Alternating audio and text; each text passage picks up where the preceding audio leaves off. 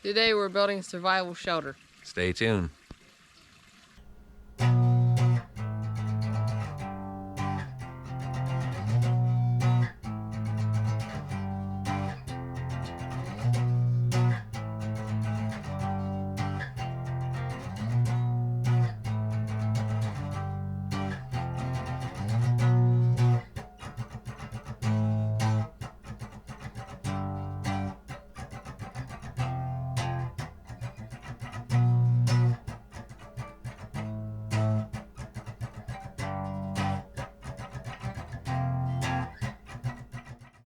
All right, so it has not really snowed in our area this year, hardly at all, but finally we are getting a real snowstorm, supposedly. We're supposed to get like 11 to 13 inches of snow, so we're kind of looking forward to it. So we had this idea. We're going to try and build a survival shelter. We've got about 3 hours before the snow supposedly starts, and we're going to see if we could get that done in that amount of time.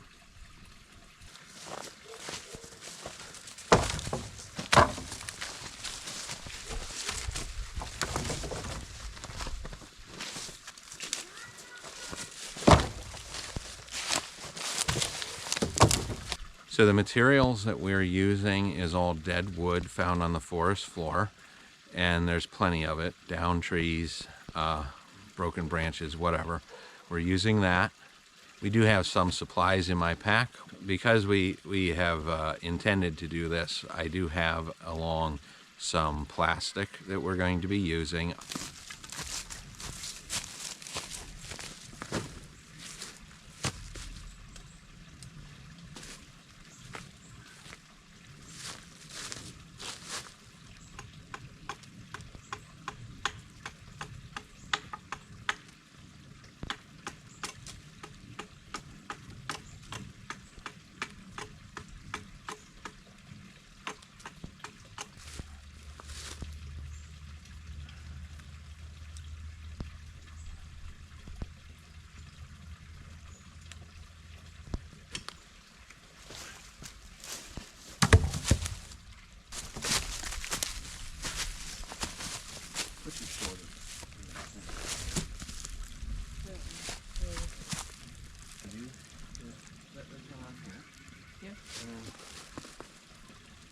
Bring one of those over here.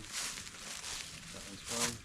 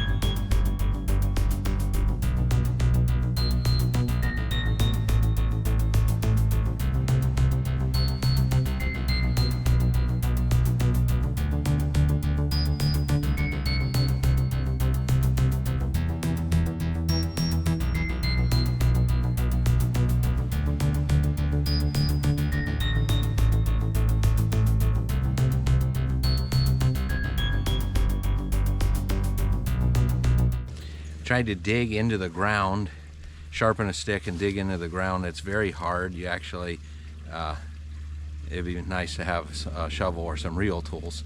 So there won't be too much of that going on. But basically the idea is get the end of our poles into the ground a little bit. I might try sharpening them with the axe, maybe drive them in a little bit. Then we're notching where the poles come together to help hold them in place, help be able to pull them in tighter and kind of join together a little bit. So this isn't really going to be a temporary thing. We're going to tend to leave this up. This is an area where my children do a lot of things, and myself as well. We camp back in here sometimes, so this is a place where it'd be nice to have a little shelter at anyways. So we're going to build it a little bit more permanently. Maybe we'll come back later and reinforce certain things, but yeah.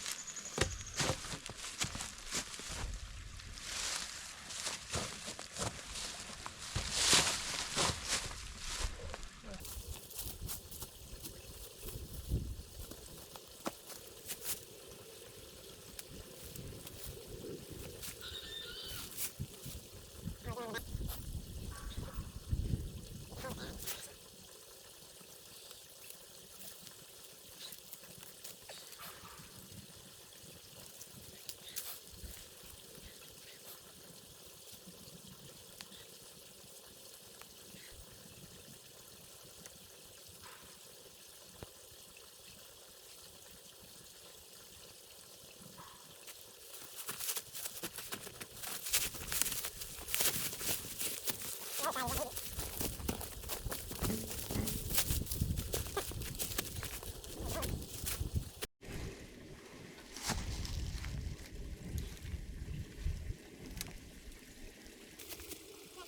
Right here. Okay, take it off. That's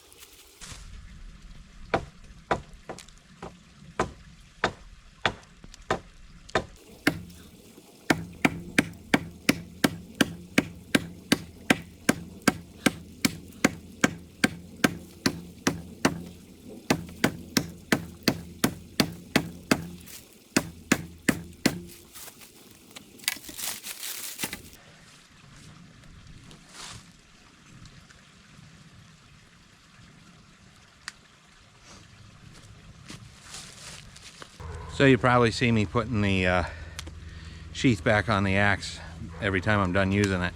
It's important to do that. You have an edge on your axe. If you don't keep your sheath on, you just throw it wherever, set it on the ground, you're going to end up ruining your edge.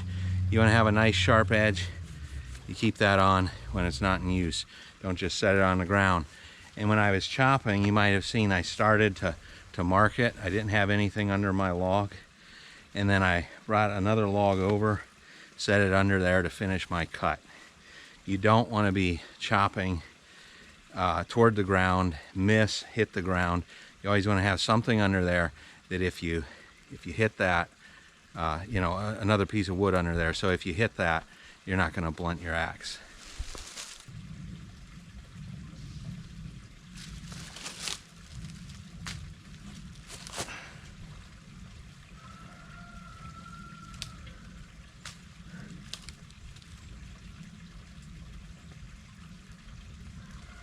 Okay, so how you do your lashing, there's going to be all kinds of opinions and ideas on YouTube. When I get started, I tie a loop to get started, and I leave a long tag end. Actually, I know there's going to be people who say not to do this, but this is what I do. And the reason I do it, I have an idea about where I'm going to end up. I want that tag end there for tying, and I run the really long end through, and I get fairly tight with it. That loop enables me to tighten it up, and then I can go around, and then I can lash from there normally. And you go around, and you go up, over, and I'm going to go between here. Go around, and I'm weaving in between the other lashings. It's important not to lash over top of other lashings, because the friction from movement, from wind, racking it, and just movement from getting in and out of the shelter, these lines will rub on each other and eventually cut through. So you don't want to lash over. So you always want to go like this. You want to go around this one, back around this one, back, just like I'm doing here.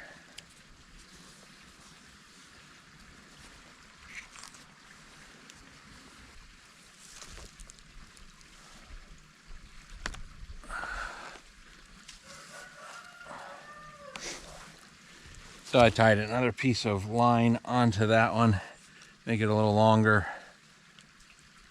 One of the advantages, I guess, to reusing line.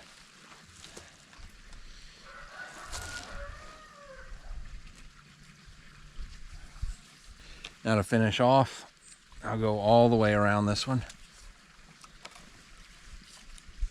I have enough line to go twice, so I'll do that twice. Now I have that tag end that I started with. It's right there. This is going to be our ridge pole. If you notice, we have our post, and we have our part for the roof, kind of like a rafter or a joist coming up. And then this is our sort of beam, our main ridge pole that we're going to use. And so everything's going to lay on top of this. So I want to make sure that this connection at each post is very good and secure. All right, we've realized our ridge pole is a little bit sketchy, so we're going to add a center post. I'm going to show you again how I do the lashing. I just tie a loop, and then I have this tag in. And of course, yeah, I know there's other people that won't like it, but I go around and I then pull my line through that loop, and then I'll cinch that up. And now, actually I should move it over. I get this where I want to end up at, because that's what I'm going to use to tie my other end. So I get this cinched up pretty good. And then I'm already over. And now I go around. And then you want to keep this tight, so you got to hold it every time. You do something like what I just did, and then you go around this, and then you go around the back of the pole this way, and then you go up and over,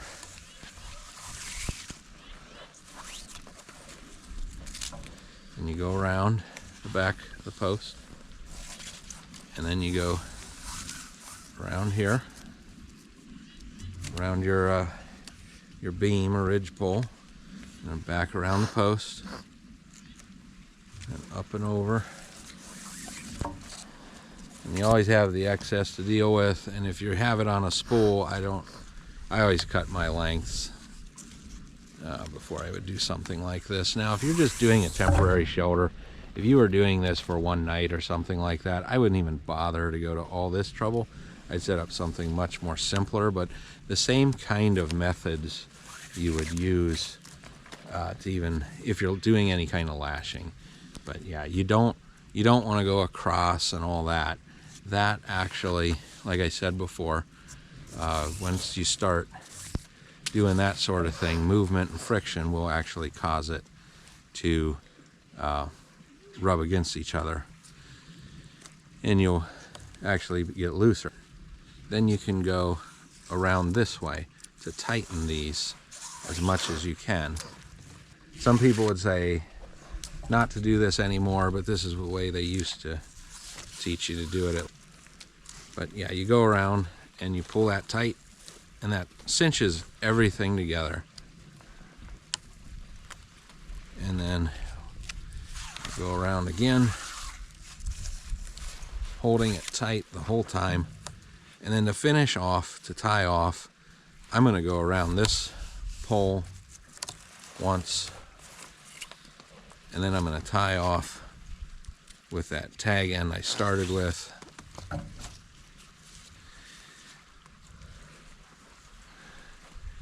It gives you a little bit of time. If you have two people, it always makes it easier. And if not, you'll get it anyways. If you don't have two people, it's just one person, you'll do fine. Basically, tie a knot, and I'm tying two of them here. I went around again, and I'm tying a second one. And the reason I'm doing that, 550 cord's actually pretty slick. You can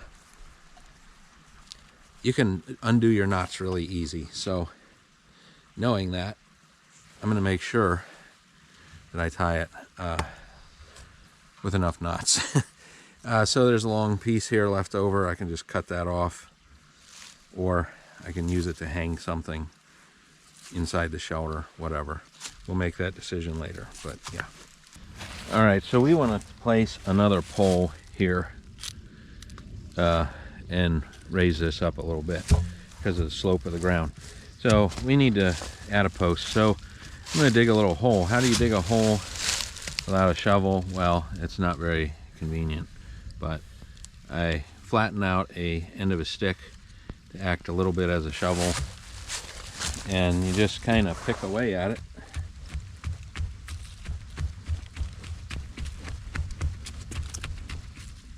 Get through the ice and then clean it out.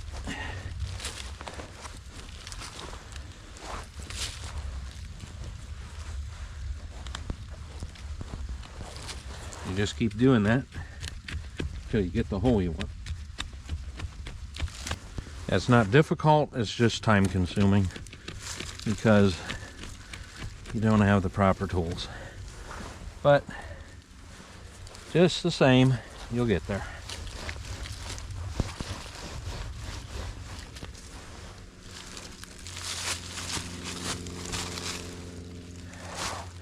Need just a little bit wider.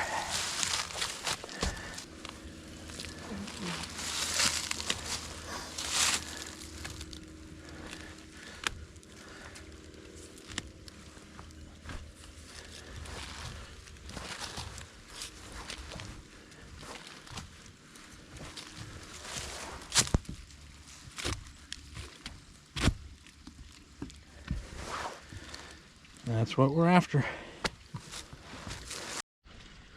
Alright, you can see the basic structure starting to come together. Basically, it's a lean-to type thing.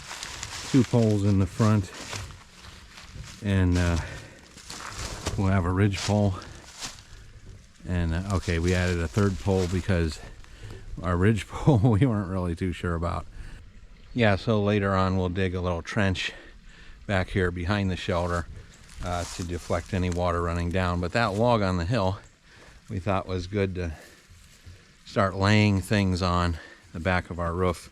That'll help give a little bit of height in the back of it. That log back there helps give a little bit of height in the back, and I don't know, seemed like a good place to start. So I enjoy doing things like this. Some of the trouble though that I have is, as an architectural designer, working with some of these materials is fun, but it's also a little bit of a challenge in some ways. I have to put away some of my ideas on concepts of design, but some of that also comes into play here when you think about the structural part of it.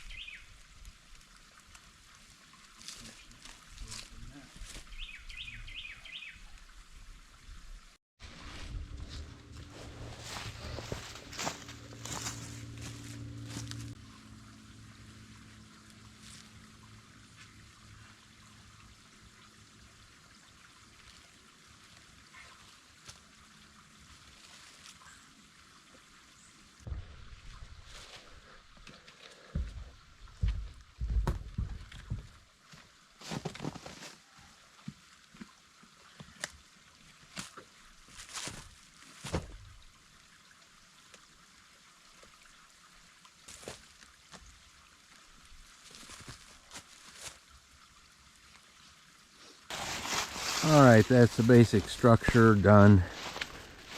It's just a frame, and we're going to put plastic over it.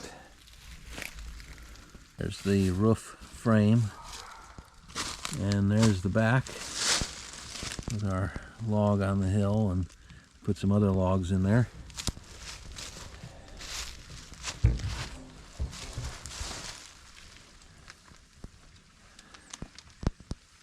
And this is from the back of it. I'm going to put plastic over top. We'll put a couple of logs in the back to hold it down, and then we'll start putting some debris on top.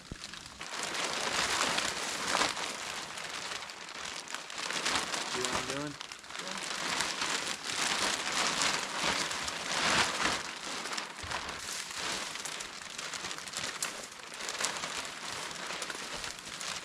Let's figure out how we want to stack it.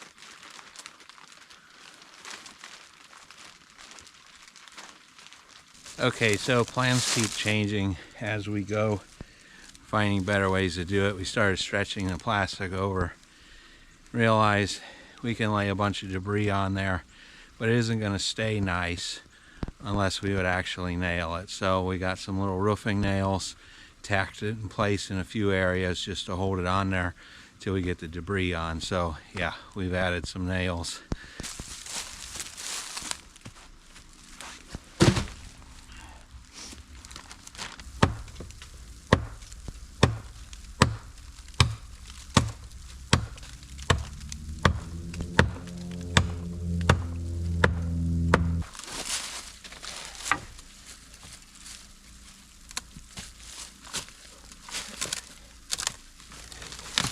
I think that's a dogwood. Maybe. Yeah. Yeah, it is. Can't really stand all the way up in it, but it's not made for that. If in a shelter, you want it to be low, keep the heat in, conserve heat is pretty much the idea. Yeah, the larger an area is, the harder it is to heat it, the more heat it takes to heat it up and to keep it warm. Well, the snow is supposedly started. It's so far it's just like sleet, not actual snow. Okay, here's a little quick tour of our shelter. Basically, we put, you saw the frame, the plastic goes up over. We have some wood just laying around at dead trees and whatnot, laying on the edges to hold it down. And let's see, I'll show the inside in a little bit here. Nothing exciting, but yeah, debris on the top. We cut some plastic off, put it on the other end, and close the other end. That's basically it. In the back, there's a couple other logs stacked on that one to seal up the one end. But yeah, it'll be a sort of cozy little space for camping, something the kids can play in and camp in. It'll be fun for them. Be fun for me too. Well, we'll see how the snow goes, if we actually get what they're calling for.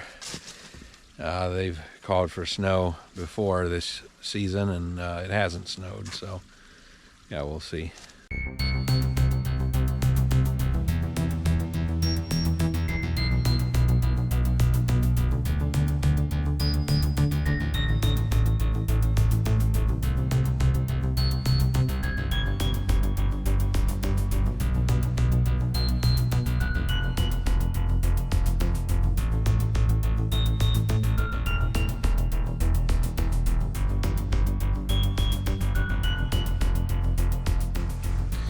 All right, heading down to our shelter. I want to see what it's like. We got our snowstorm last evening.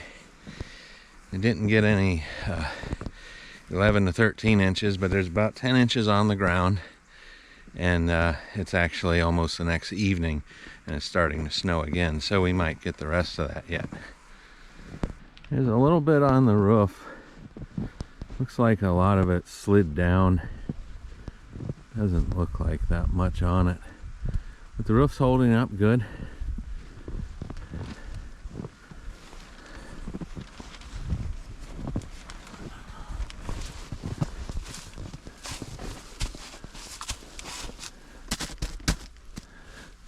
Yeah, so the roof's holding up good. It's got plenty of snow on it. It's surprisingly holding up rather well. There's no snow in here. It's kind of like a little cave. But yeah, the snow stopped right outside the door. Children have been down here already, and so there's a lot of tracks. Yeah, the children have been down here playing, and so there's a lot of tracks, a lot of snow pushed out, but hardly any got in, even with all the snow that was going. Yeah, well, I don't really have time to do much with that today. Just wanted to see how it held up under the heavy snow, see if it was still up, and yeah. Alright, well, if you like this video, please share it with your friends and hit like and subscribe. If you'd like to receive notifications when we upload the next video, hit that notification bell. See you on the next one. Thank you.